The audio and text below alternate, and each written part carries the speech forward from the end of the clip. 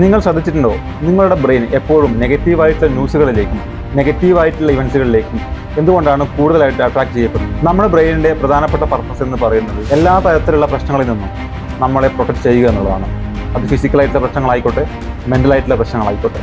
നമ്മുടെ മുൻഗാമികളായ ഗുഹ മനുഷ്യരുടെ കാലഘട്ടത്തിൽ അവരുടെ ബ്രെയിൻ നേരിട്ടിരുന്നത് ഫിസിക്കലായിട്ടുള്ള പ്രശ്നങ്ങളെയാണ്. എന്നാൽ ആധുനിക കാലഘട്ടത്തിൽ എത്തുമ്പോഴേക്കും നമ്മുടെ ബ്രെയിൻ നേരിടുന്നത് മാനസികമായിട്ടുള്ള പ്രശ്നങ്ങളെയാണ് കൂടുതലും. അപ്പോൾ അത് എന്തു തന്നെയായാലും ഇതുപോലെയുള്ള പ്രശ്നങ്ങളിൽ നിന്ന് നമ്മളെ പ്രൊട്ടക്ട് ചെയ്യുക എന്നുള്ളതാണ് നമ്മുടെ ബ്രെയിനിൻ്റെ പ്രധാന ഫംഗ്ഷൻ. അതുകൊണ്ട് എപ്പോഴും നമ്മുടെ ബ്രെയിൻ ഒരു സർവൈവൽ മോഡിലാണ് വർക്ക് ചെയ്യുന്നത്. ആ സർവൈവൽ മോഡിൽ വർക്ക് ചെയ്തുകൊണ്ടിരിക്കുന്ന നമ്മുടെ ബ്രെയിൻ നമുക്ക് ചുറ്റും നടക്കുന്ന നെഗറ്റീവായിട്ടുള്ള വാർത്തകളിലേക്കും നെഗറ്റീവായിട്ടുള്ള സംഭവങ്ങളിലേക്കും കൂടുതൽ ശ്രദ്ധ കൊടുക്കുന്നത് ആ സംഭവങ്ങൾ ഒരിക്കലും നമ്മുടെ ജീവിതത്തിൽ വരാതിരിക്കാനും അതിനെതിരെ മുൻകരുതൽ എടുക്കാൻ വേണ്ടി മാത്രമാണ്.